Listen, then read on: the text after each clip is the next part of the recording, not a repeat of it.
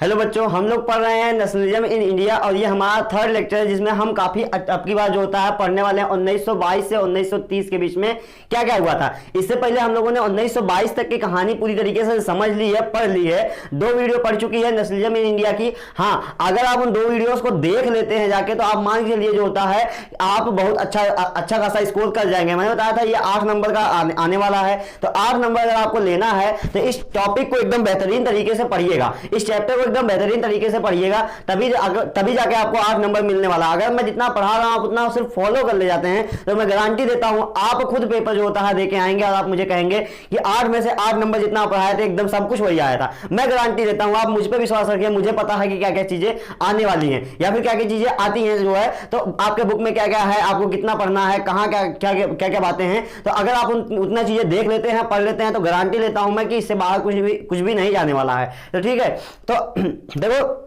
आज का जो वीडियो लेक्चर होने वाला है वो काफी छोटा होने वाला है ना, बहुत ज्यादा वो 25 मिनट 20 मिनट 25 मिनट 30 मिनट में ये खत्म हो जाएगा वीडियो लेक्चर। लेकिन हाँ, इससे काफी इंपॉर्टेंट क्वेश्चंस बनते हैं। ये दोनों टॉपिक बड़ी छोटी छोटी आपको मैं आज बताने वाला हूं। मैं आपको आज 20 से 25 मिनट का वीडियो लेक्चर लेने वाला हूं जिसमें जो होता है अभी नेक्स्ट वीडियो जो लूंगा उसमें जो होता है सिविल डिसोबीडियंस मूवमेंट रहेगा।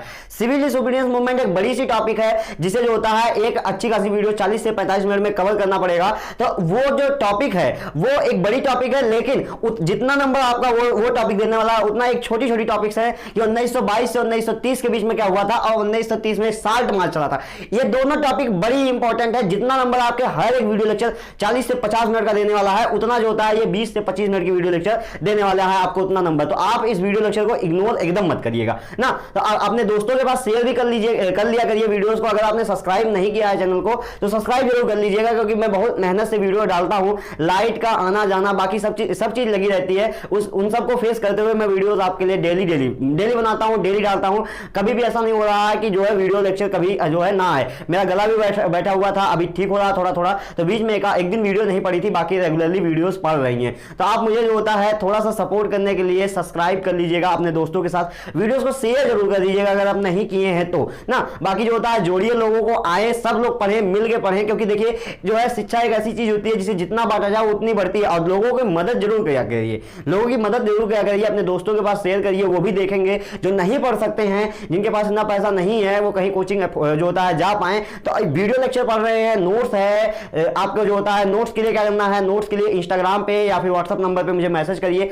आप मुझे बताइए कि आप इस चैप्टर का नोट चाहिए या फिर साइंस का चाहिए, बायो का, ये साइंस का चाहिए, एसएसटी का चाहिए, दोनों का जो नोट्स मैं आपको फ्री में प्रोवाइड कर रहा हूं ताकि आप बेहतरीन तरीके से पढ़ पाएं। उसके साथ साथ मैं क्वेश्चन सीरीज की वीडियो चला रहा हूं और उसके बाद जो होता है अभी चैप्टर्स खत्म हो जाए फिर मैं आपको क्वेश्चन सीरीज भर के दूंगा। हर चैप्टर से इतना क्वेश्चन बता दूंगा कि उससे कोई बाहर क्वेश्चन जाने वाला नहीं है अगर आप उतना कर लेते हैं तो ना। 2-3 वीडियो पड़ी भी है क्वेश्चन सीरीज की, आप जाके देखिएगा, आपको खुद एनालिटिक्स हो जाएगा कि जो मैं पहले जो करवाया हूं आपको देख लीजिएगा, फिर देखिएगा 10 साल के अंदर क्या क्वेश्चन बन रहे हैं। मैंने सारे क्वेश्चन करवा दिए हैं, ऐसा कि आपके जो होता है 10 साल के सारे क्वेश्चन जब बन जाएंगे तो आपको लगने लगेगा हाँ यार अब तो जो है कॉन्फिडेंस आ रहा है। तो चलिए जो होता है हम लोग अपना टॉपिक शुरू करते हैं कि 1922 से 1930 के बीच में क्या हुआ था। अभी तक आपने पढ़ा कि 1915 में गांधी जी आए थे, 1914 से 1918 तक फर्स्ट वर्ल्ड वार चला था, 15 में गांधी जी आए थे। उसके बाद जो होता है सत्याग्रह मूवमेंट का कंसेप्ट दिया था, 16, 17, 18 में 3 जगह पे जो है उन्होंने सत्याग्रह चलाया भी था। उसके बाद 1919 में खिलाफत मूवमेंट के लिए जोड़े थे। उसके बाद 1900 जो होता है ये 1919 में चला था। उसके बाद क्या है कि 1920 से 1921 से 1920 से 1922 तक जो है 1921 से 1922 तक आपका चला था नॉन कोऑपरेशन मूवमेंट ना। 1921 से 1922 तक आपका चला था non cooperation movement. Rowlatt act भी बीच में आया था, 1920 में आया था। अब आप देखिएगा वीडियो लेक्चर में पिछले में मैंने अभी पढ़ाया था ना। तो उसके बाद 1922 से 1930 के बीच में अब क्या क्या हुआ देखो। 1922 में चौरी चौरा कांड हुआ था। उसके बाद गांधी जी ने जो है कॉल ऑफ कर लिया था अपना नॉन कोऑपरेशन मूवमेंट। अब उसके बाद जब कॉल ऑफ कर लिया नॉन कोऑपरेशन मूवमेंट अप्रैल में हुआ था, तो अब देखो 1922 का भी अच्छा खासा समय बच गया था। और 1922 से लेकर 1930 तक कोई भी मूवमेंट हिस्ट्री आप हिस्ट्री पढ़ेंगे, ये हिस्ट्री पढ़ा रहा हूं मैं, तो आप हिस्ट्री में आप बुक में पढ़ेंगे तो 1922 से 1930 में कोई भी मूवमेंट का नाम नहीं आता है। तो अब 1922 से 1930 में हुआ क्या क्या ना। अगर मूवमेंट नहीं चलाया गया, गांधी जी जो था क्या कर रहे थे बैठे बैठे ना। तो अब आपके मन में ये सवाल आता होगा तो गांधी जी ने कहा यार ये लोग वायलेंस कर लेते हैं, ये लोग जो होता है मूवमेंट के लिए भी पूरी तरीके से तैयार नहीं है, तो एक काम करते हैं अभी तक हमसे जो गलतियां हुई हैं उन गलतियों को पहले सुधार लेते हैं, फिर उसके बाद 1930 के बाद हम लोग एक बड़ा मूवमेंट लॉन्च करेंगे। तो गांधी जी ने ये काम और उसके बाद जो होता है ये 3 काम किए थे। और ये जो होता है देखो 1922 से 1930 का एक लंबा समय होता है, तो इसमें कुछ ना कुछ जो होता है अंग्रेजों की तरफ से भी होगा, कुछ ना कुछ जो होता है वर्ल्ड वार की तरह जो होता है वो भी होगा। तो यहाँ पर वर्ल्ड वार नहीं हुआ था बट इकोनॉमिक डिप्रेशन आ चुका था ना, एक बार जो होता है मार्केट क्रैश कर गई थी। तो देखते हैं हम लोग, सबसे पहले गांधी जी ने कहा कि यार जो है ये लोग बड़े ही मतलब बेकार किस्म के इंसान है, ये लोग तो पहले जो होता है मेरे पूरे अपोजिट हो जा रहे हैं। मैं कह रहा हूं कि वायलेंस मत करो, और ये लोग जो है वायलेंस कर दे रहे हैं। अब इसकी वजह से गांधी जी को समझ में आया कि पहले इन्हें ट्रेनिंग दी जाए। तो पहले नंबर पे गांधी जी ने इन्हें ट्रेंड करना चालू किया,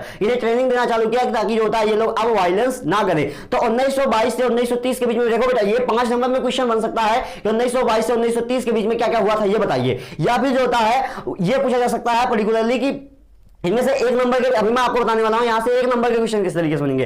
3 नंबर बन सकता है इकोनॉमिक डिप्रेशन के बारे में बताओ ना, उसके बाद जो था साइमन कमीशन के बारे में बताओ, 2 नंबर बन सकता है। इस तरीके से यहां से 1 नंबर, 2 नंबर, 3 नंबर, या फिर पूरा का पूरा 1922 से 1930 में जो होता है क्या क्या हुआ था 4 नंबर से 5 नंबर में क्वेश्चन बन सकता है। अब देखिए जो होता है, मैंने पहले बताया कि आपको यहां पर गांधी जी ने कहा कि पहले इन्हें ट्रेंड करो, बहुत ज्यादा ट्रेंड करो, यार ये लोग तो एकदम बेकार है ना। तो गांधी जी ने कहा ट्रेंड करो, तो ट्रेंड करने के लिए जो होता है इन्हें ट्रेनिंग दी जाने लगी ना। 1922 से 1930 के बीच में इन्हें भरपूर ट्रेनिंग दी गई ताकि ये जो है अब जो है बिना वायलेंस के साथ जो है मूवमेंट क्रिएट करे ना, मूवमेंट को चलाया जाए बिना वायलेंस के साथ। अब गांधी जी को एक समस्या पीछे और नजर आई थी, जब उन्होंने कहा नॉन कोऑपरेशन करो, नॉन कोऑपरेट करो। तो वहां पर क्या हुआ था कि हमारे पास जो होता है, हमने जॉब तो छोड़ दी थी, जो होता है बाकी जो होता है उनके गुड्स सर्विसेज को छोड़ दिए थे। अब हमारे पास ऑप्शन नहीं बच पाया था कि हम लोग जाए कहां, अल्टरनेटिव भी चाहिए होता है। अगर आपने जो होता है अंग्रेजों का कपड़ा पहनना छोड़ दिया, अब जो होता है आपके पास अपना कुछ कपड़ा रहना चाहिए ना, नंगे थोड़ी ना घूमोगे। तो इस तरीके से गांधी जी ने कहा यार जो होता है कुछ तो करना पड़ेगा इसका। उन्होंने जो था उनके दिमाग में आया था कि किस तरीके से इन्हें सेल्फ डेवलपमेंट किया जाए ना। तो self development, Indian self development किया गया था। गांधी जी ने चरखा बनाया था, हैंडमेड चरखा बनाया था, जिससे जो होता है ये खादी प्रोड्यूस करते थे ना, और लोगों को जो होता है बहुत ज्यादा प्रेरित किए, जिससे वो खादी प्रोड्यूस करना चालू कर दिया। और इससे क्या हुआ कि खादी का दाम काफी सस्ता हो गया था। तो अब जो होता है गांधी जी ने कहा कि अब अगर मैं फिर से, बल्कि गांधी जी भी जो होता है 1930 के बाद बेटा फिर से एक बार जो होता है जो है नॉन कोऑपरेशन वाला मूवमेंट चलाएंगे। नॉन कोऑपरेशन, लेकिन वो नॉन कोऑपरेशन नहीं रहेगा, वो नॉन कोऑपरेशन प्लस जो होता है रूल तोड़ना दोनों रहेगा मिला के, जिसे कहा जाएगा नया नाम सिविल डिसोबीडियंस। तो सिविल डिसोबीडियंस में कहीं ना कहीं जो होता है नॉन कोऑपरेट करना है। तो इस वजह से गांधी जी ने इन्हें ट्रेंड किया था। तो गांधी जी ने कहा कि पहले सेल्फ डेवलपमेंट कर लिया जाए। हैंडमेड चरखा बनाया था फॉर खादी के लिए जो होता है हैंडमेड चरखा बनाया था। देखो एक पॉइंट यहां से बता दिया हूं, एक पॉइंट यहां से बता दिया हूं। अब देखो मैं आगे बताता हूं कि क्या क्या। अभी देखो 1920 में इलेक्शन हुआ था पहली बार। तो बहुत सारे, मैंने बताया था मद्रास की एक पार्टी थी जिसने जो होता है एक्सेप्शन में थी, वो पार्टी जो है इलेक्शन में पार्टिसिपेट की थी। बाकी जो है नॉन कोऑपरेशन की वजह से कोई भी पार्टी जो है पार्टिसिपेट नहीं कर पाई थी। ये बात मैंने आपको पीछे बताई थी। तो अब क्या हुआ कि जो है कौन था, सियार दास थे। सियार दास का मतलब चित्तरंजन दास, और उसके बाद जवाहरलाल नेहरू, चित्तरंजन दास, 2 नाम आप याद रखिएगा कि दोनों लोगों ने गांधी जी से अपील की कि गांधी जी अब तो आप मूवमेंट भी नहीं चला रहे हैं, एक काम करिए हमें कम से कम पार्टिसिपेट करने दीजिए इलेक्शन में, अब तो पार्टिसिपेट करने दीजिए। अब आप तो मूवमेंट भी नहीं चला रहे हैं ना, जैसे मूवमेंट चला रहे थे नॉन कोऑपरेट करना है, तब तक जो होता है ये लोग रुके थे। तो इन्होंने कहा कि कम से कम अब हम लोगों को जो है कम से कम चला जो है इलेक्शन में पार्टिसिपेट होने दीजिए। तो चित्तरंजन दास और उसके बाद जवाहरलाल नेहरू मिलकर एक पॉलिटिकल पार्टी बनाए थे और इन्होंने एक्टिवली पार्टिसिपेट किया था अपने इलेक्शन में ना। तो यहां पर आपको 3 बातें समझ में आ चुकी होंगी कि गांधी जी ने एक तो ट्रेंड किया था, दूसरा इंडियन सेल्फ डेवलपमेंट हुआ था। इंडियन सेल्फ डेवलपमेंट में क्या हुआ था कि हैंडमेड चरखा, 2 नंबर में पूछा जा सकता है बेटा कि इंडियन सेल्फ डेवलपमेंट में हुआ क्या था। यहाँ पर हैंडमेड चरखा गांधी जी ने बनाया था। और क्यों बनाया था, क्योंकि जो होता इससे खादी प्रोड्यूस की जाती थी ताकि जो है कम से कम कपड़े का दाम सस्ता हो जाए ना। उसके बाद सियार दास और जवाहरलाल नेहरू, जेएल का मतलब जवाहरलाल नेहरू ना, जवाहरलाल नेहरू जो होता है दोनों मिलकर पॉलिटिकल पार्टीज का फॉर्मेशन किए थे जिससे इलेक्शन में पार्टिसिपेट कर पाए। अब इसी में देखो बेटा आया था एक इकोनॉमिक डिप्रेशन। अब देखो ये तो जो होता है गांधी जी ने इतना सोचा था, इन्होंने गांधी जी ने इतना किया था। अब देखो कुछ चीजें हो गई थी ना, क्या क्या हुआ था, जैसे इकोनॉमिक डिप्रेशन आ चुका था 1922 से 1930 के बीच में, ये जो होता हम पढ़ रहे हैं। और 1926 से 1930 तक 4 साल तक इकोनॉमिक डिप्रेशन चला था। अब इकोनॉमिक डिप्रेशन क्या था, इकोनॉमिक डिप्रेशन था बेटा कि यूएस का जो मार्केट एक्सचेंज था ना, यूएस का जो होता है जो स्टॉक एक्सचेंज था, स्टॉक एक्सचेंज यानी कि मार्केट थी, वो क्रैश कर गई थी। अब मार्केट जब क्रैश कर गई थी तो इसकी वजह से गुड्स और सर्विसेज के दाम पूरी तरीके से गिर चुके थे। अब देखो मैं आपको बताऊं एक बात कि जो है यहाँ पर जो है सेकेंडरी जो होता है सेक्टर वाले यानी कि इंडस्ट्रियल सेक्टर वाले कम अफेक्टेड होते हैं। कभी भी कोई भी क्रैश होता है, कोई भी चीजें होती हैं तो वहां सबसे ज्यादा अफेक्ट करते हैं एग्रीकल्चर सेक्टर वाले। और इंडिया जो होता है वो एक कृषि प्रधान देश था जिसकी वजह से बहुत ब्रूटली अफेक्ट हो गया था। अब देखो मैं आपको बताता हूं, देखो ऐसा है कि अगर जो होता है आलू 10 रुपए किलो मिल रहा है तो चिप्स आपको 5 रुपए पैकेट, जैसे ही आलू 20 रुपए किलो हुआ तो चिप्स 10 रुपए पैकेट हो जाएगा ना। ये बातें आपको समझ में आती हैं। तो कहीं ना कहीं जैसे जैसे एग्रीकल्चर गुड्स के दाम बढ़ेंगे या घटेंगे उसी तरीके से आपके जो होता है इंडस्ट्रियल सेक्टर में आपको बदलाव देखने को मिल जाएगा। तो इंडस्ट्रियल सेक्टर वाले बहुत ज्यादा माल नहीं खाने वाले हैं। लेकिन ये बताओ कि एग्रीकल्चर सेक्टर में क्या हुआ कि आपने आलू जो होता अच्छा खासा लगा दिया, अब इतना आलू का दाम सस्ता हो गया, इतना आलू का दाम सस्ता हो गया कि आपने लगाया था 1000 रुपया और आलू जो होता है आपको मांगा जा रहा है 500 रुपए में। तो आप बताइए जो होता है आपका कितना नुकसान हो गया। अगर आपने एक लार्ज स्टैंड लगाया 1 लाख रुपए का आलू लगा दिया अपने खेत में, अब 50,000 रुपए में बिक रहा था, आप बताइए 50,000 रुपए का नुकसान हुआ कि नहीं हुआ।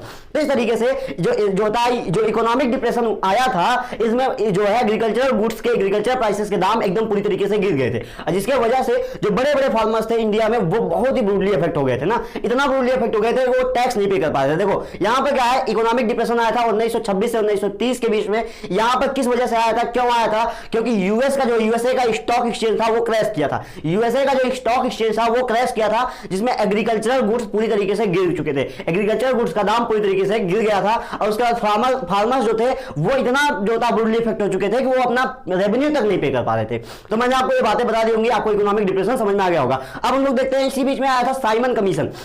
अब इसी में आया था साइमन कमीशन। देखो अंग्रेजों को ये बात पता चली थी कि कहीं ना कहीं जो है ये जो है चौरी चौरा कांड हो गया है, जो है नॉन कॉपरेशन मूवमेंट चल रहा है, ट्रेंड हो रहे हैं, ट्रेनिंग दी जा रही है, उसके बाद इंडियन सेल्फ डेवलपमेंट हो रहा है, ये उनको पता चल रहा था लंदन वालों को। देखो यहाँ का जो था जैसे लॉर्ड इरविन था ना, अभी हम आगे पढ़ेंगे कि यहाँ का जो जनरल डायर था यानी कि जो पूरे जो होता है इंडिया को कोऑर्डिनेट करता था, जो होता है संभालता था, तो वो कहीं ना कहीं उसका नाम था लॉर्ड इरविन। तो लॉर्ड इरविन की मैं बात नहीं कर रहा हूँ, यहाँ का जो जनरल वाइसरॉय था उसकी बात मैं नहीं कर रहा हूँ, मैं आपको बात कर रहा हूँ कि लंदन वाले, लंदन वालों को एक कानो कान खबर पहुंचती रहती थी कि ऐसा ऐसा भारत में हो रहा है। अब उन्होंने क्या किया कि उन्होंने कहा कि एक काम करते हैं, इनको जो होता है अब थोड़ी सी आजादी देते हैं, वरना ये लोग जो होता है हमें मार के भगा देंगे। इन्हें थोड़ी थोड़ी आजादी दी जाए ताकि ये लोग बहके रहे ना। जैसे अगर जो होता है आप मांग रहे हो कि हमें खाना चाहिए, तो एक रोटी दे दिया तो आप जो होता थोड़ी देर के लिए शांत हो जाओगे। वही जो होता अंग्रेज करना चाहते थे। अंग्रेज सोचते थे कि ये लोग जो होता है आजादी मांग रहे हैं, एक काम करो इन्हें थोड़ी सी आजादी दो, थोड़ी सी आजादी ना, थोड़ा सा छूट दे दो, ये लोग खुश हो जाएंगे, रुक जाएंगे थोड़े दिन के लिए, फिर उसके बाद देखा जाएगा।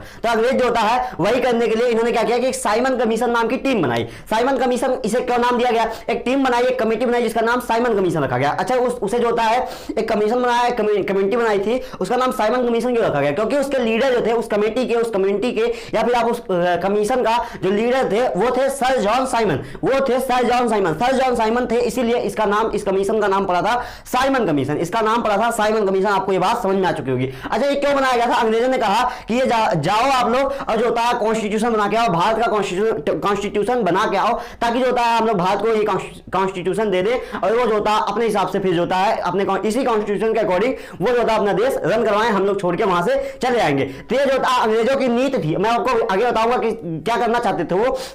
तो सर जॉन साइमन के जो होता है निगरानी में 15-20 लोगों की एक टीम भेजी गई थी। तो हमने नारा लगा लिया था साइमन गो बैक, और जो होता है हमने उसे साइमन को गो बैक कर दिया था। वो समुद्र में ही थे और समुद्र से ही वापस चले गए। वो उन्हें जो होता है इंडिया में लैंड नहीं करने दिया गया। लैंड का मतलब पोर्ट पे उतरने नहीं दिया गया था ना। साइमन गो बैक का नारा करके जो होता है इन्हें भगा दिया गया। तो क्यों भगाया गया, इसमें प्रॉब्लम क्या रही थी, यार अच्छी बात थी, हमारे लिए कॉन्स्टिट्यूशन बना रहे थे, हमें जो होता पूरी तरीके से आजादी दे रहे थे कि अपने कॉन्स्टिट्यूशन के अकॉर्डिंग अपने देश को चलाओ। तो इसमें प्रॉब्लम यह थी बेटा कि जो कॉन्स्टिट्यूशन बनाने आ रहे थे 15-20 लोगों की टीम, जिसका जो होता है लीडर थे सर जॉन साइमन, वहां पर जो है कोई भी इंडियन पार्टिसिपेशन नहीं था, यानी कि कोई भी इंडियन नहीं था। तो इंडियन को समझ में आया, हम भारतीयों को समझ में आया कि रूल तो हमें करना है, देश तो हमारा है, और जो होता है कॉन्स्टिट्यूशन को हमारे लिए बना के चला जा रहा है, तो वो कॉन्स्टिट्यूशन के अकॉर्डिंग जिस तरीके से लिख देगा हमें तो उसका गुलाम एक तरीके से उसने लिख दिया, इस तरीके से आपको राउंड टेबल कॉन्फ्रेंस अभी आगे बताएंगे ना। अब जिसने इसने जो होता है रूल तो हमें करना है, देश तो हमें चलाना है, लेकिन कोई आए और लिख के चला जाए, और कोई लिख के चला जाए तो फिर देखो क्या समझ में आता है, बताओ। अब देखो क्या होगा कि भाई जो होता उसने कह दिया कि इस तरीके से करना है, उसने पूरी की पूरी जो होता है हमें इस तरीके से बना दिया कि हम लोग एकदम मजबूर हो जाएंगे ना विकास हो रहा है ना कुछ हो रहा है। तो फिर से एक बार अंग्रेज आएंगे, कहेंगे एक काम करो तुम हमें दे दो, इसी कॉन्स्टिट्यूशन के अकॉर्डिंग हम चला देंगे, और वो जो होता है फिर चला लेंगे। तो वो चाहते थे कि कॉन्स्टिट्यूशन बना के चले जाए और इस तरीके का कॉन्स्टिट्यूशन बनाए कि जो है ये लोग एक तरीके से पूरी तरीके से सफल करें, और उसके बाद हम लोग फिर एक बार जो होता है आजादी यहाँ पर जो होता है इनको गुलाम बना लेंगे। तो अंग्रेजों का ये की नीति थी। अब देखो जब यहाँ पर क्या हुआ, साइमन गो बैक का नारा लगा दिया गया, तो अब अंग्रेजों को समझ में आया यार दाल तो नहीं गलने वाली है, अब कुछ और करना पड़ेगा। अब कुछ और करना पड़ेगा। तो अंग्रेजों ने कहा कि एक काम करते हैं कि अपना जो था कॉन्स्टिट्यूशन तुम लोग खुद बनाओ, कॉन्स्टिट्यूशन तुम लोग अपना खुद बनाओ, अपना देश अपने अकॉर्डिंग चलाओ, मन करे तो बनाओ, मन करे तो ना बनाओ, लेकिन एक काम करना पड़ेगा। हाँ अच्छा, उन्होंने कहा कि हम पूरी आजादी भी दे रहे हैं, जाओ तुम लोग। तो उन्होंने एक शर्त रखी, पर एक शर्त रखी, अभी भी वो लोग चाहते थे जो वही उन्होंने शर्त रखा। उन्होंने कहा कि आपको राउंड टेबल कॉन्फ्रेंस, बेटा उन्होंने कहा कि आपको राउंड टेबल कॉन्फ्रेंस ज्वाइन करना पड़ेगा, आपको राउंड टेबल कॉन्फ्रेंस ज्वाइन करना पड़ेगा। अभी राउंड टेबल कॉन्फ्रेंस क्या है?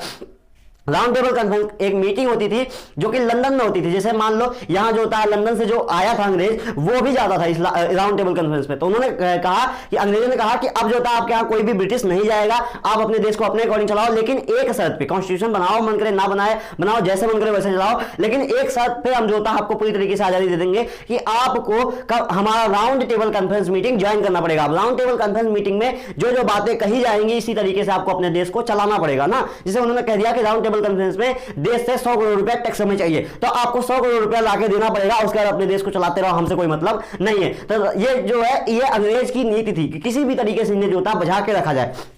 तो देखो अब जब उन्होंने साइमन जो था कमीशन को गो बैक कर दिया था, तो ब्रिटिश ने ऑफर दिया। अब जो था ब्रिटिश को लगा चलो एक काम करते हैं, इन्हें ऑफर ही पकड़ा देते हैं। तो ब्रिटिश ने वही ऑफर दिया कि जो था हम तुम्हें फ्रीडम दे रहे हैं, लेकिन आपको एक शर्त पे फ्रीडम देंगे कि आपको round table conference meeting join करना पड़ेगा, आपको राउंड टेबल कॉन्फ्रेंस मीटिंग को ज्वाइन करना पड़ेगा। और उसके बाद जो होता है राउंड टेबल कॉन्फ्रेंस मीटिंग को हम लोगों ने पूरी तरीके से इग्नोर कर दिया था ना।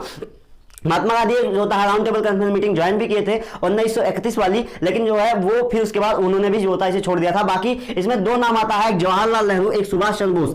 जवाहरलाल नेहरू और सुभाष चंद्र बोस पूरी तरीके से इसे अपोज कर रहे थे, गांधी जी थोड़ा बहुत इसके फेवर में थे। फिर गांधी जी ने भी एक राउंड टेबल कॉन्फ्रेंस ज्वाइन किया था, उसके बाद इन्होंने भी इसे इग्नोर कर दिया था। तो उसकी वजह भी थी, गांधी जी ऐसे ही नहीं ज्वाइन किए थे, गांधी जी को ज्वाइन करना पड़ा था क्योंकि जो है सिविल डिसोबीडियंस में बहुत सारे लोगों को पकड़ लिया गया था ना। अभी मैं आगे आपको बताने वाला हूं। तो जवाहरलाल नेहरू सुभाष चंद्र बोस जो है ये क्या जो इन्होंने सीधे सीधे मना कर दिया कि हमें तो पूर्ण स्वराज चाहिए। उन्होंने कहा कि हम जो था राउंड टेबल कॉन्फ्रेंस मीटिंग कोई भी ज्वाइन नहीं करने वाले हैं। और उसके बाद जो था बेटा यहां से देखो पूर्ण स्वराज वाली जो होता क्वेश्चन यहां से एक नंबर में बनेगा। तो यहां से देखो डिमांड आप पूर्ण स्वराज की डिमांड कर ली गई। जवाहरलाल नेहरू सुभाष चंद्र बोस जो होता है इस फैसले से एकदम एग्री नहीं थे कि हम राउंड टेबल कॉन्फ्रेंस मीटिंग को ज्वाइन करेंगे। उन्होंने कहा कि हमें तो पूरा आजादी चाहिए, हमें पूर्ण स्वराज चाहिए, हम राउंड टेबल कॉन्फ्रेंस में कुछ भी नहीं ज्वाइन करने वाले हैं ना।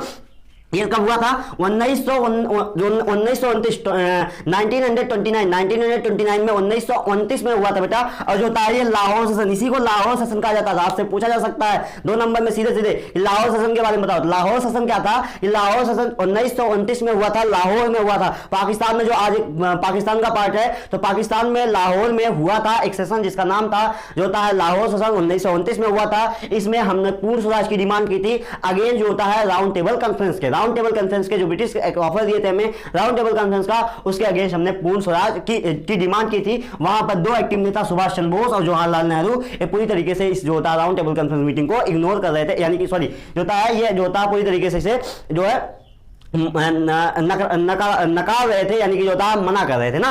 अब हम लोग देख लेते हैं साल्ट मार्च। देखो ये 1922 से 1930 के बीच की कहानी आपको पूरी तरीके से समझ में आ चुकी होंगी। मैं आपको जो होता है मुझे लग रहा है कि आपको समझ में आ चुका होगा, एक एक बातें आपको समझ में आ चुकी होंगी। इतनी बातें हैं, इससे कहीं बाहर कोई क्वेश्चन नहीं जाने वाला। आप जो होता है खुद क्वेश्चन उठाइए, आप 10 ईयर उठाइए, आप देखिए कितना क्वेश्चन आपको लग रहा है। मैं गारंटी देता हूँ आपके सारे क्वेश्चन लग रहे होंगे। मैं जानता हूँ, मैंने अपने कोचिंग में पढ़ाया, तो मुझे पता है कि किस तरीके से सारे क्वेश्चन लग रहे होंगे प्रॉपर्ली। अब देख लेते हैं हम लोग साल्ट मार्च। साल्ट मार्च बेटा 1930 में, देखो 1922 से 1930 में, तो 1930 में साल्ट मार्च हुआ गया था। अब देखो साल्ट मार्च क्या है, देखो गांधी जी ने एक काम किया था। गांधी जी ने एक लेटर भेजा था जिसमें 11 डिमांड्स ना समथिंग 11 डिमांड थी, और 11 डिमांड्स में एक डिमांड थी कि सॉल्ट जो होता है किसे भेजा था, उन्होंने जो होता है लॉर्ड इरविन, उस समय का जो वाइस रॉय था। वाइस रॉय का मतलब जैसे आज हमारे यहाँ पीएम है ना, तो जो होता पूरे देश को चला रहे हैं, उसी तरीके से वहां से एक वाइस रॉय जो होता आता था, ब्रिटिश से एक वाइस रॉय आता था, वही चलाता था जो होता है पूरे देश को।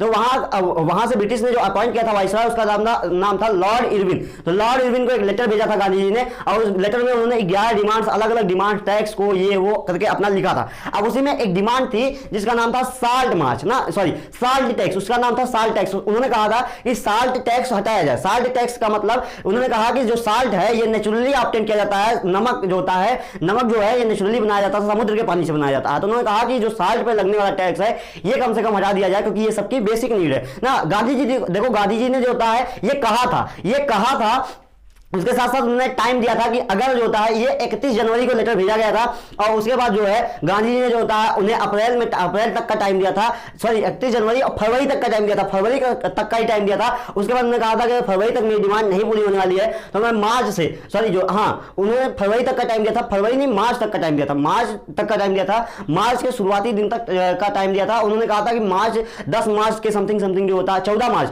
मार्च के समथिंग उन्होंने टाइम दिया था इन्हें, और 14 मार्च उन्होंने कहा था कि 14 मार्च तक मेरी डिमांड नहीं पूरी होगी तो मैं जो है बहुत कुछ करूंगा ना। उन्होंने कहा था कि जो है मैं जो है पूरा का पूरा जो है मूवमेंट लॉन्च कर दूंगा, अगर जो होता आप मेरी बात नहीं मानते हैं तो आपके लिए बुरा होगा। गांधी जी ने ये सारी बातें लिख के जो है इन्हें लेटर भेजा था। तो उसके बाद देखो गांधी जी जो है साल्ट को ही क्यों जो होता है वो जो है क्या डिमांड पूरी की थी, तो उसमें उन्होंने साल्ट पर ज्यादा फोकस किया था कि कम से कम ये वाली डिमांड तो पूरी होनी चाहिए। तो गांधी जी ने साल्ट मार्च को ही जो होता है अपना मार्च क्यों बनाया था, या फिर साल्ट को ही अपना जो होता है रिवॉल्यूशन क्यों बनाया, तो इसलिए साल्ट को गांधी जी ने अपना रिवॉल्यूशन बनाया था क्योंकि साल्ट एक ऐसी चीज है जो कि गरीब अमीर हिंदू मुस्लिम सबको जो होता है सबके द्वारा यूज की जाने वाली चीज है, और इससे सब लोग जो होता है जुड़े होते हैं। तो गांधी जी ने इसलिए साल्ट मार्च को अपनाया था ताकि जो होता है ज्यादा से ज्यादा पॉपुलेशन जोड़ी जा सके। तो गांधी जी ने इसीलिए जो होता है साल्ट को अपनाया था, और कहा हुआ था कि जो है देखो ये तो गांधी जी के मन में था, इसलिए गांधी जी ने ज्वाइन किया था इस साल्ट जो होता है जो होता है रिवॉल्यूशन बनाया था ना। लेकिन जो होता है इन्होंने कहा क्या था लोगों से, ब्रिटिश से या फिर लॉर्ड इरविन से कहा क्या था, उन्होंने कहा कि साल्ट एक ऐसी चीज है जो कि नेचुरली ऑब्टेन चीज है, इसलिए जो होता है इस पे टैक्स नहीं लगना चाहिए। तो गांधी अब आपको बताता हूं बातें। देखो ये वाई वाला जो होता है आंसर आपको मिल चुका होगा कि क्यों गांधी जी ने साल्ट को ही चुना था। तो इसलिए चुना था क्योंकि यहां से उन्हें ज्यादा से ज्यादा लोग जुड़ते हुए दिख रहे थे ना, इसलिए जो होता है इन्होंने साल्ट को ही एज अ मार्च बनाया था। तो 1930 में साल्ट मार्च चलाया गया था, जो कि साल्ट टैक्स, साल्ट मार्च क्या था कि साल्ट पे लगने वाले टैक्स को हटाया जाए, यही जो होता है साल्ट मार्च कहता था ना। अब देखो उन्होंने क्या किया था कि 31 जनवरी को लॉर्ड इरविन को एक लेटर लिखा था, और उसमें 11 डिमांड्स थी। 11 डिमांड्स को उन्होंने डेट दिया था कि आप जो होता है मार्च में जो होता है 14 मार्च तक अगर मेरी डिमांड नहीं पूरी करते हैं तो मैं जो है इसे जो है आप इससे इसका परिणाम बहुत बुरा होने वाला है। तो उन्होंने पूरा नहीं लिखा था कि जो होता है रिवॉल्यूशन कर दूंगा, उन्होंने कहा था कि इसका परिणाम बहुत बुरा होने वाला है। तो इरविन जो होता है गुस्से में आके इस लेटर को रिजेक्ट कर दिया। उसने कहा जो करना हो जाओ कर लो ना। अब उसके बाद उसने इस लेटर को रिजेक्ट कर दिया, जो होता है उसका कोई रिस्पॉन्स नहीं आया था। गांधी जी ने जो होता है उसे मार्च का टाइम दिया था, और उसके बाद जो है गांधी जी ने 14 मार्च को के समथिंग जो है साल्ट मार्च चला दिया था। उसके बाद जो होता है इन्होंने जो है उसके बाद उन्होंने अपना मार्च चलाया था, और वहां से वो जो था अपने आश्रम से साबरमती आश्रम से अगर आपसे पूछा जाए एक नंबर में कब बनाया गया था, साबरमती आश्रम 1915 में बनाया गया था जब गांधी जी आए थे। गांधी जी जब आए थे तभी जो होता है आपका साबरमती आश्रम का स्थापना हुई थी। तो साबरमती आश्रम से उन्होंने दांडी तक, दांडी कहां है, दांडी जो है एक समुद्र का किनारा है, गुजरात में है। देखो साबरमती आश्रम भी गुजरात में है, दांडी भी गुजरात में है। तो साबरमती से चल के गुजरात के दांडी तक जो होता है वो ट्रेवलिंग किए थे, पैदल चले थे। ये कितनी दूरी थी, 240 माइल्स थी, 240 माइल्स की दूरी थी। एक दिन में 10 माइल्स, आपको याद रखना है कि एक दिन में 10 माइल जो होता है ये चल रहे थे। और जो होता है इस तरीके से 24 दिन के अंदर मात्र 24 दिन के अंदर इन्होंने जो है पूरी की पूरी 240 माइल्स कवर कर ली थी। तो 240 मील्स की दूरी इन्होंने तय की थी, पैदल तय की थी। 24 दिन के अंदर जो होता है उन्होंने 240 माइल्स की दूरी तय की थी। और उसके बाद जो है ये पहुंच गए थे 6 अप्रैल के दिन दांडी। और दांडी में उन्होंने क्या किया, उन्होंने दांडी में पानी को पकड़ा और उसके बाद पानी को उबाला और वहां से नमक बना लिया, नमक बना के लोगों को दिया और अपने खाना बनाया वहीं खाया। और उन्होंने कहा कि देखो हमने क्या किया कि आपको टैक्स भी नहीं दिया और नमक का यूज भी कर लिया, जो करना हो जाओ करो ना। उन्होंने एक रूल को तोड़ दिया, कहने का मतलब एक रूल को तोड़ दिया, और रूल को तोड़ना ही सिविल डिसोबीडियंस मूवमेंट कहलाता है। तो कहीं ना कहीं सिविल डिसोबीडियंस मूवमेंट की शुरुआत हो चुकी थी। तो आपको बातें एकदम क्लियर, देखो कहानी बड़ी मजा आता है, कहानी में आप जब जोड़ोगे तो उसे बड़ा ही आनंद आता है कि क्या क्या हुआ था। गांधी जी ने जो होता है 1900, देखो फिर से एक बार रिवाइज करते हैं कि गांधी जी ने जो है एक लेटर भेजा था लॉर्ड इरविन को 31 जनवरी को। उसने टाइम दिया था, उन्होंने उसमें 11 डिमांड दी गई थी और उन्होंने टाइम दिया था कि अगर जो है लॉर्ड इरविन मेरी बात नहीं मानते हो तो जो है मैं जो होता है ये आपके लिए बहुत बुरा होने वाला है। तो उसमें जो होता है 11 डिमांड में एक डिमांड थी साल्ट टैक्स को हटाया जाए, साल्ट टैक्स को हटाया जाए। गांधी जी साल्ट को ही क्यों चुने थे, ताकि ज्यादा से ज्यादा लोगों को जोड़ा जा सके। अब देखो ये जो है उन्होंने जो है अब क्या हुआ कि ऑब्वियस बात है लॉर्ड इरविन जो होता है वो क्या जो होता है इनकी बातें मानेगा, वो रिजेक्ट कर दिया लेटर को। रिजेक्ट किया तो गांधी जी जो चाहते थे कि रिजेक्ट करे, और गांधी जी ने जो होता है साल्ट रिवोल्यूशन चला दिया, साल्ट टैक्स के अगेंस्ट एक रिवोल्यूशन चलाया जिसका नाम था साल्ट मार्च। साल्ट मार्च चलाया और उसके बाद जो है यहाँ अपने आश्रम से, उनका आश्रम जहां था वहीं से चलेंगे। साल्ट जो आपको यही नाम याद रखना है कि साबरमती से चल के दांडी तक पहुंचे थे, और जिसकी दूरी 240 माइल थी। एक दिन में 10 माइल कवर कर रहे थे, तो कुल मिला के जो होता है 24 दिन के अंदर 240 माइल की दूरी कवर कर लिए थे, और 6 अप्रैल के दिन ये पहुंच चुके थे दांडी पर, और वहां पर उन्होंने रूल को तोड़ के जो होता है नमक बनाया और नमक का यूज किया था। अच्छा, ये जो चले थे वो 78 वॉलंटियर के साथ चले थे, 78 वॉलंटियर्स के साथ चले थे। वॉलंटियर का मतलब 78 अच्छे खासे जो होता है फुर्तीले लोग। गांधी जी जो होता है आपको लाठी लेते हुए, लाठी लेके चलते हुए फोटो में दिख जाते हैं। गांधी जी वैसे नहीं थे। गांधी जी जो है बहुत अच्छा खासा चलने वाले थे, बहुत ही तंदुरुस्त थे, एक दिन में 10-10 माइल कवर करते थे। और उन्होंने जो था 78 वॉलंटियर इस तरीके के लिए थे जो उनके साथ तेजी के साथ डेली जो होता है 10 किलोमीटर, ये 10 माइल, 10 किलोमीटर नहीं बेटा 10 माइल चल सके। गांधी जी ने ऐसे 78 लोगों को चुना था। तो आज से गांधी जी को आप लाठी लेते हुए देख के आपको ये नहीं लगना चाहिए कि गांधी जी जो होता है बहुत ही बुढ़े किस्म के थे। गांधी जी बहुत ही तंदुरुस्त थे, एक दिन में 10 माइल चलने वाले जो होता है ये एक इंसान थे। इसीलिए उन्होंने 78 ऐसे लोगों को चुना था जो कम से कम ढंग से चल सके।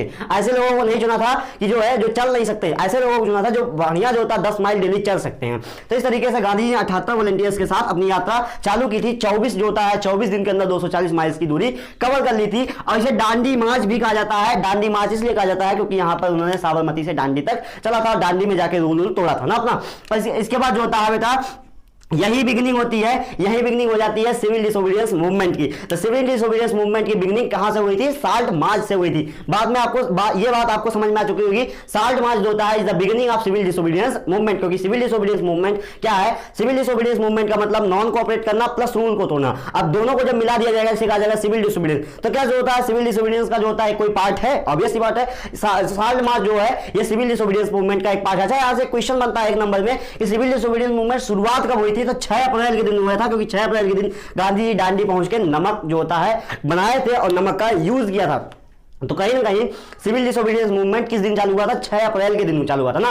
गांधी जी जो होता है साल्ट मार्च को दांडी मार्च कब चालू किए थे? दांडी मार्च तो जो होता है इस 6 अप्रैल से 24 दिन पहले चालू किए थे, और 6 अप्रैल को दांडी पहुंच चुके थे। दांडी पहुंच चुके थे और दांडी में उन्होंने पहुंच के रूल को तोड़ दिया था ना। तो साल्ट मार्च जो होता है आपका जो होता है साल्ट टैक्स को कब जो होता है तोड़ा गया था, सिविल डिसोबीडियंस मूवमेंट की शुरुआत कब हुई थी? तो 6 अप्रैल के दिन जो होता है साल्ट टैक्स को तोड़कर जो है सिविल डिसोबीडियंस मूवमेंट की शुरुआत हुई थी। तो देखो ये 28 मिनट 30 मिनट में ये वीडियो कवर हो गई है, करीब 25 मिनट 30 मिनट में ये वीडियो पूरी की पूरी कवर हो गई है। ये बहुत छोटी छोटी टॉपिक्स थी लेकिन बड़ी इंपॉर्टेंट टॉपिक है, इसलिए आज इतना ही पढ़िए। और जो है कल हम लोग जो होता है एक लेक्चर करेंगे, फिनिश जो होता है पूरी तरीके से जो होता है फिनिश कर लेंगे जो होता है अपना civil disobedience movement. Civil disobedience movement थोड़ी सी जो लेंथी टॉपिक है, लेकिन हाँ मजा बहुत आता है उसमें भी, कहानी की तरह है, क्योंकि आपने नॉन कोऑपरेशन में पढ़ लिया ना। जैसे नॉन कोऑपरेशन में अलग अलग लोग पार्टिसिपेट किए थे, तो वहां पर आपको सिविल डिसोबीडियंस में भी अलग अलग लोग पार्टिसिपेट करते हुए दिख जाएंगे। मैं आपको कहानी की तरह समझाने वाला हूं, टेंशन मत लीजिएगा, कहानी बड़ी अच्छी होती है, बस आप सुनते रहिए, मैं आपको सारी बातें एकदम प्यारे तरीके से बता दूंगा। और हाँ बेटा, आप जो होता है यहां पर आप जो होता है डिमोटिवेट मत होइएगा कि यार इतना लंबा लंबा वीडियो डाल रहे हैं, कोई 25 मिनट 30 मिनट पूरा चैप्टर करवा दे रहा। तो मैं गारंटी लेता हूं 25 मिनट 30 मिनट की वीडियो देख के जाओगे ना, तो गारंटी लेता हूं 25-30 मिनट में जो होता है आपके जो होता है फिर 50% क्वेश्चन बनेंगे, फिर पेपर में 50% क्वेश्चन बनेंगे, फिर 50% ऐसे हो जाएंगे कि अरे ये कहां से आ गया था, पूरा ऊपर से निकल जाएगा। फिर आप ये मत कहिएगा कि यार जो होता है कि काश पढ़ लिए होते, काश पढ़ लिए होते, फिर आप सोचेंगे। इसलिए मैं आपको कह रहा हूं कि अभी पढ़िए, अभी आपके पास अच्छा खासा टाइम है, अभी नहीं पढ़ रहे हैं तो पढ़िए, जो नहीं पढ़ रहा है उसे भी शेयर करिए वीडियो, पढ़े वो आए पढ़े जो होता है, क्योंकि यही वो टाइम है। अगर आप अच्छे तरीके से मेहनत कर ले जाएंगे तो आपके नंबर बहुत अच्छे खासे आ जाएंगे, नहीं तो वरना फिर बाद में कहेंगे कि काश पढ़ लिया होता। और इस समय 25 मिनट 30 मिनट की वीडियो पे जो होता है मत जाइएगा। 25 मिनट 30 मिनट की वीडियो एक तरीके से आपको स्पॉइल कर देगी। आप जो होता पूछा गया जो होता है फर्स्ट वर्ड के बारे में 5 पॉइंट आपको आ रहा है, सिर्फ 2 पॉइंट, क्या करोगे बताओ? 5 नंबर पूछा गया 2 पॉइंट 3 पॉइंट लिख के आओगे ना? नहीं ना। तो इस तरीके से आप इस समय जो है पूरी तरीके से एक्टिव लेके ढंग की पढ़ाई करिए। आपको ये नहीं पता कि जो है आपको लगता है कि 25 मिनट 30 मिनट में चैप्टर खत्म हो सकता है यार। मैं जो होता है 25 मिनट 30 मिनट में खत्म होता तो 4 वीडियो बनाता, क्या 4 वीडियो अभी जो होता है 40 मिनट की, तो 40 मिनट में चैप्टर खत्म हो जाता तो 40 मिनट की 4 वीडियो बनाने की क्या जरूरत पड़ती मुझे? या फिर जो होता है बहुत सारे यूट्यूबर्स जो बना रहे हैं 40 मिनट की 4 वीडियो क्यों बना रहे हैं, या फिर 2-2 3-3 घंटे में चैप्टर क्यों खत्म कर रहे हैं? क्यों खत्म कर रहे हैं? क्योंकि यहां पर उनकी मजबूरी बन जाती है खत्म करना बेटा, क्योंकि बहुत सारी बातें हैं उन्हें पढ़ाना ही पड़ता है। अब जो सोचता है कि मैं सारी बातें पढ़ाऊं बताऊं, तो उन्हें पढ़ाना ही पड़ेगा। उनको जो होता है कितना भी जल्दी करें वो टाइम लगना ही लगना है। तो इसलिए आप इस समय एकदम जो होता है बातों को मानिए, बातों को मानिए। अगर आपको बढ़िया नंबर लाना है तो बातों को मानिए, अपने दोस्तों को भी, जैसे दोस्तों को भी बताइए कि 40 मिनट में चैप्टर नहीं खत्म होता है। आए वीडियो को रिकमेंड करिए, देखे वो भी समझे, वरना जो होता है वो बहुत पछताएगा, क्योंकि अगर 40 मिनट में वो चैप्टर खत्म कर रहा है तो बाद में बहुत पछताने वाला है, गारंटी लीजिए बहुत पछताने वाला है। तो जो है मैं आपको यही कहूंगा कि ऐसे अपने दोस्तों को जरूर से जरूर ये वीडियो शेयर करिएगा, ताकि वो लोग भी ये बातें समझे जाने जो होता है। वरना आपको अगर आप अच्छा आपको अगर लग रहा है कि 40 मिनट में चैप्टर खत्म हो सकता है, तो एक काम करिएगा, 40 मिनट की वीडियो देखिएगा और उसके बाद 40 मिनट की ऐसी कोई वीडियो देखेगा 30 मिनट में जो पढ़ा दिया आपका चैप्टर, उसके बाद आप 10 ईयर के क्वेश्चन लगाना बैठे आइए, आप देखिए 10 ईयर के कितने क्वेश्चन लगते हैं। और मैं जो होता है एक चैप्टर पूरा देख लीजिए, 3 वीडियो डाला हूं, 2 वीडियो डाला हूं, 4 वीडियो डाला हूं, देख लीजिए, और उसके बाद 10 ईयर उठाइए और देखिए कितने क्वेश्चन लग रहे हैं। आपको खुद समझ में आ जाएगा कि कौन पढ़ा रहा है आपको और कौन जो होता है आपको सिर्फ बहका रहा है। तो बहकिए मत, इस समय पढ़िए, पढ़ेंगे तभी नंबर आएंगे, वरना आप जो होता है मेहनत से तो पढ़ रहे हैं, लेकिन 30 मिनट 40 मिनट वाली वीडियो आपको पूरी तरीके से बर्बाद कर देगी। तो बात समझ में आ गई होगी आपको। तो चलिए पढ़ाई करते रहिए, हम लोग मिलते हैं नेक्स्ट वीडियो में, तब तक के लिए